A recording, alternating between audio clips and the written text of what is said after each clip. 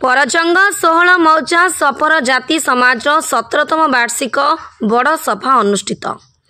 ढेंकानाल जिला परजंग पंचायत अंतर्गत गंड तैला ग्राम परजंग 16 मौजा सपर जाति समाज 17तम वार्षिक बड़ सभा एप्रिल 26 तारिख शनिवार और 27 तारिख रविवार 2 दिन धरी महासमारोह पालन हो जाइछि। एही सभारे जाति समाज उपदेष्टा पूर्णचंद्र खटुआ मुख्य अतिथि भाव जोग देथिबा बेले अन्यमानंक मध्य मुख्य वक्ता भावे संजय खटुआ, सम्मानित भावे जाति समाज उपसभापति सुशील देहुरी और सनातन देहुरी उपस्थित थिले। सर्वप्रथमे मंचासीन अतिथि माने महाप्रभु श्री जगन्नाथक फोटो चित्र रे माल्यार्पण करी धूप दीप प्रज्वलन करी सभा कार्य आरंभ करथिले। मंचासीन अतिथि माने जाति समाज विकास पई अंधविश्वास को संस्कार त्याग करी समाज शिशु मानकर प्राथमिक शिक्षा प्रति ध्यान देवा सह महिला सशक्तिकरण पई अभिभाषण देथिले। 2 दिन धरी चलिथिबा ए सभारे परजंग ब्लॉक रो सरांग, रघुनाथपुर, लंगथली, बिसानाली, कुआल, परमहंसपुर, नाउपाल काटेणी, डिहडोल, कंतर, चांदपुर, कंकड़ासुढ़ा, परजंग, गंड तैला समेत 15टी ग्राम 1000 ऊर्ध्व सपर जातिर महिला और पुरुष सदस्य उपस्थित होइथिले। 16 मौजा सपर जाति समाज युव सभापति भीमसेन खटुआ मंच परिचालना करिथिबा बेले संपादक वीरेन कुमार बेहरा उपस्थित सदस्य और अतिथि माननकु धन्यवाद अर्पण करथिले। परजंगरु भीमसेन खटुआंक रिपोर्ट, प्रतिकार न्यूज।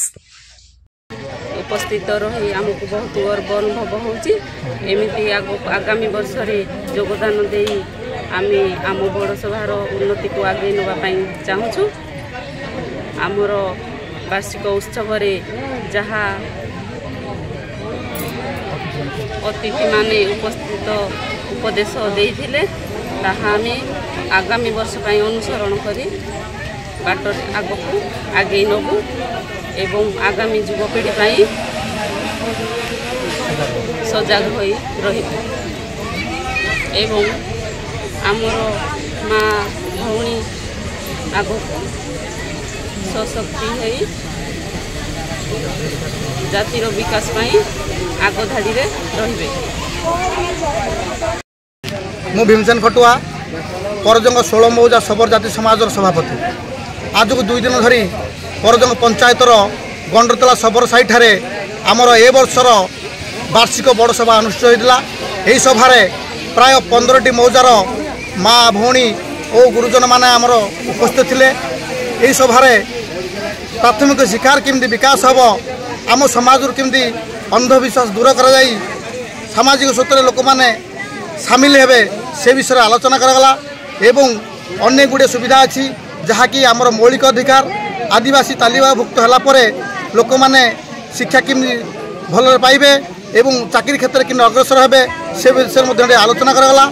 आ भविष्य में जातिर कि विकास हम से विषय में आमर मुख्य अतिथि एवं सम्मानित अतिथि माने वक्तव्य रखिथिले।